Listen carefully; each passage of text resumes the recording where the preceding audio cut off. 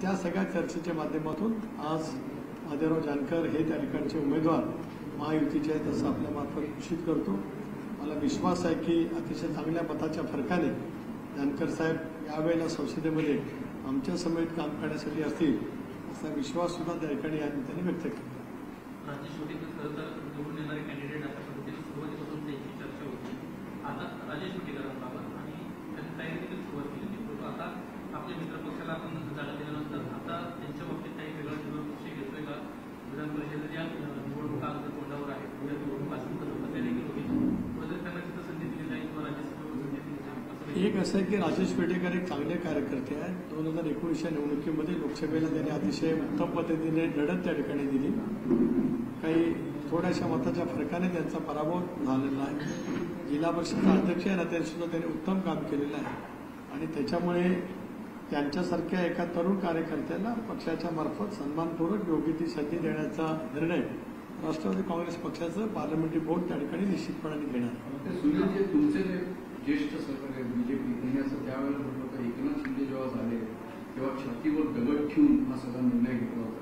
तर बेसिकली आता महादेवराव जानकरांना देताना त्या विटेकरांना बाजूला केलं, तर असंच काहीतरी भावना होती तुमच्या मनात? नाही, एक असं आहे की एखाद्या पक्षाच्या तरुण कार्यकर्त्याला आपण सांगत असतो त्याच्यामुळे तो तयारीला लागतो, परंतु महायुतीचं एकंदरीत व्यापक हित लक्षामध्ये घेतात आणि तसं जानकर साहेबांचं सुद्धा योगदान मोठ्या प्रमाणावरती लक्षामध्ये घेतात। तुम्ही म्हणताय तसं स्थिती नाही आहे, दगड ठेवण्यात पण स्थिती आठवण्याचं काही कारण नाही आहे, कारण शेवटी असं आहे की राजकारणामध्ये अनेक वेळेला अनेक गोष्टी ह्या लार्जर इंटरेस्टच्या दृष्टिकोनातून त्या ठिकाणी करायला लागत असतात। म्हणून आम्ही हा निर्णय अतिशय मोकळेपणाने किंतु परंतु कुठल्याही मनामध्ये न ठेवता राष्ट्रवादी काँग्रेस पक्षाच्या सर्व कार्यकर्त्यांच्या हिताच्या दृष्टिकोनातून घेतलेला आहे। सर, हाच बाबतीत साताऱ्याच्या बाबतीत देखील सातारा आणि नाशिकची अदलाबदल ही चर्चा अजून सुरू आहे। काही अजून त्याच्यात पुढे टप्पा पार पडला, कारण साताऱ्याची जागा पण तुमच्याच कोट्यात गेली, जसं आता परभणी होती परत कोट्यातून गेली, सातारा जर गेली तर मग त्याच्यावर नाशिकचा क्लेम काय माहिती कसं?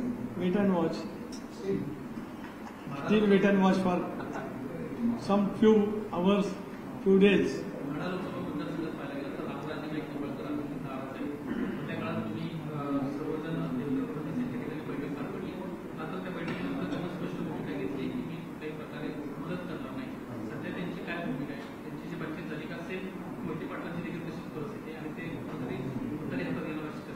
नाही, एक तर मोहिते पाटील काय हातात घेणार आहेत मला माहिती असते, काही कारण नाही। ते काय हातात घेणार आहेत त्याची खबरदारी भारतीय जनता पक्षाचे नेते त्या ठिकाणी निश्चितपणे घेतील।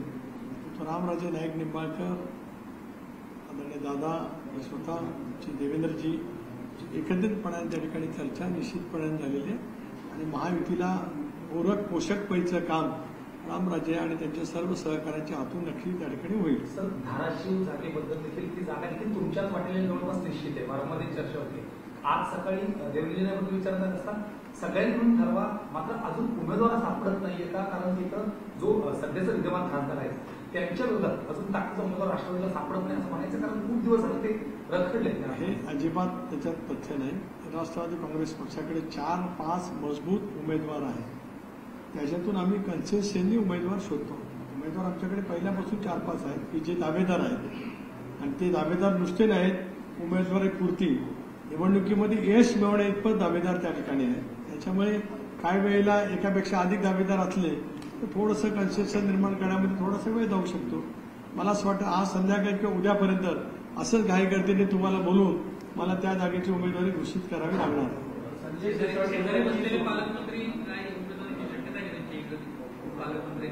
नाही, आता त्यांना राज्य मंत्रिमंडळामध्ये काम करायचं आहे आणि आत्ताच संधी मिळालेली आहे। पहिल्या टर्मचे आमदार आहे, नशीबवान आहेत ते। काय आदिती काय पहिल्या टर्मला राज्यमंत्री झाले, त्याच वेळेला कॅबिनेट मंत्री झाले, तर मग असं हे तरुण नेतृत्व राष्ट्रवादी काँग्रेस पक्ष दादांच्या नेतृत्वाखाली पुढे आता आणतोय राज्याच्या राजकारणात। संजय शिरसाट म्हणतात की 16पेक्षा जास्त जागा आम्ही लढणार आहोत, ज्यांची ताकद आहे त्यांनी तिथं दावा करावा। प्रत्येक जण शेवटी आपापल्या पक्षाच्या हिताच्या दृष्टिकोनातून बोलणं स्वाभाविकच आहे। जोपर्यंत अंतिम जागा वाटप होत नाही तोपर्यंत प्रत्येकाच्या स्वाभाविक प्रतिक्रिया त्या ठिकाणी राहू शकतात। त्याच्यामुळे जरी संजय शिरसाटजी बोलले असले तरी ते हे सतत बोलत आलेले आहेत की शेवटी अंतिम निर्णय माननीय मुख्यमंत्री एकनाथजी शिंदे, देवेंद्रजी, अजितदादा एकत्रितपणे बसून घेणार आहे। त्यांनी या सगळ्या विषयाला काही कुठे छेद दिलेला नाही। त्यांच्या पक्षासाठी त्याला काय वाटतं ते त्या पक्षाचे प्रमुख प्रवक्ते असल्यामुळे त्यांनी मांडण्यामध्ये काही गैर असं मी मानत नाही. आता रायगड लोकसभा मतदारसंघाच्या बाबतीमध्ये भारतीय जनता पक्षाच्या काही कार्यकर्त्यांच्या भावना होत्या. आज सकाळपासून प्रदेशाध्यक्ष बावनकुळे कुळे साहेब, रवींद्रजी चव्हाण यांच्या समेत रायगड रत्नागिरी लोकसभा मतदारसंघातील भारतीय जनता पक्षाच्या प्रमुख 50 कार्यकर्त्यांची भेट झाली, त्यांची चर्चा झाली. मी त्या ठिकाणी होतो. आज संध्याकाळपासून किंवा उद्यापासूनच रायगड रत्नागिरी लोकसभा मतदारसंघात भारतीय जनता पक्ष पूर्ण ताकदीने, पूर्ण क्षमतेने माझ्या म्हणजे महायुतीच्या उमेदवाराच्या प्रचाराची सुरुवात करणार आहे.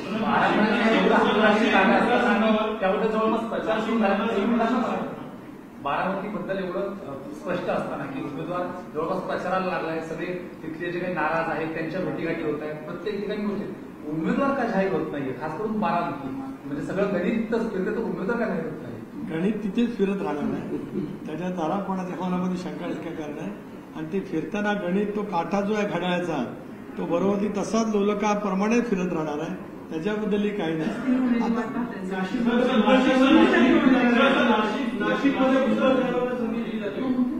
एक असं आहे की चर्चा सुरू आहे, त्या संदर्भात ते सुद्धा चर्चा अंतिम टप्प्यामध्ये 1-2 दिवसामध्ये त्या संदर्भातला निर्णय त्या ठिकाणी होईल.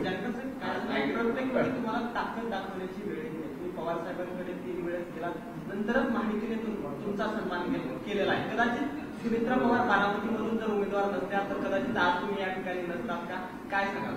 असं काही देखील नाही. मी मुळात असताना महायुतीवरच होतो. माझा आमदार आहे, त्यांनी जिल्हा परिषद राज्यसभा आणि सर्वांना मतदान माझ्या आमदारांनी गुट्टेंनी महायुतीलाच दिलेलं आहे. महायुतीपासून बाजूला होतो असं काही नव्हतं.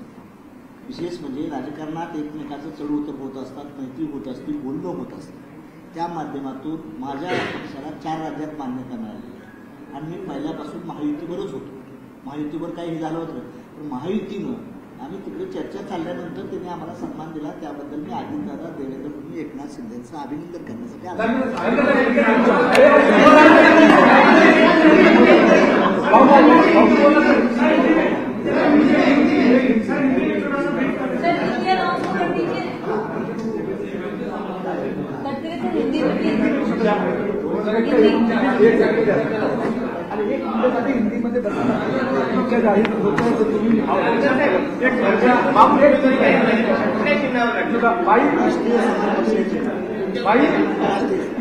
हिंदीमध्ये सुनील जी आज परभनी को लेकर के क्या निर्णय लिया गया है और अब तक परभनी को लेकर के क्या निर्णय लिया गया है और अब तक कितने उम्मीदवार घोषित हो चुके हैं सभी के लोकसभा के चुनाव के लिए इंडिया के अलायंस में चर्चा शुरू है. जिस जगहों पर निर्णय हो गया उसके बारे में भारतीय जनता पक्षाने मुझे लगता है 24 कैंडिडेट्स की अनाउंसमेंट की है.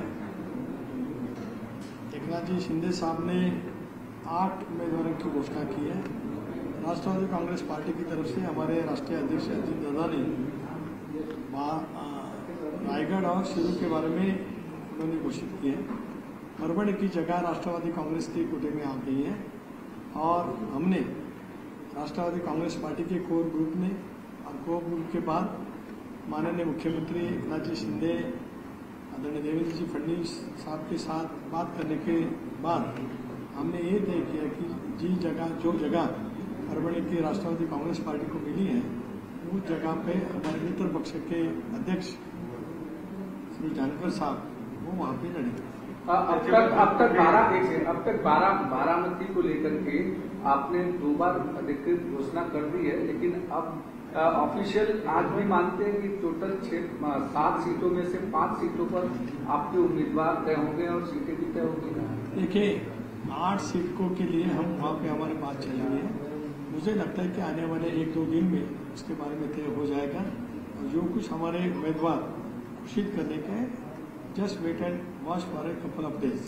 अब नासिक और सतारा को लेकर जो संघर्ष चल रहा है कि सतारा या नासिक में से दोनों में से एनसीपी की प्रायोरिटी किस लोकसभा को लेकर है? संघर्ष नहीं है, चर्चा चल रही है. संघर्ष बोल गए तो आपको ऐसा लगेगा कि कुछ अलग बात चल रही है. उसके बारे में भी हम चर्चा कर रहे हैं. मुझे लगता है कि आने वाले दिनों में चाहे कल या परसों तक इसके बारे में भी अंतिम निर्णय वहाँ पे हो जाएगा. जानकर क्या एनसीपी के चुनाव चिन्ह पर लड़ेंगे या राष्ट्रपति चुनाव चुनाव चिन्ह पर परभणी से चुनाव? वो राजसाहेब के चुनाव चिन्ह पर ही लढेंगे. नंतर तुम्ही माझी फक्त तुम्ही स्वतःच्या ह्याच्यावर फक्त ते सांगा.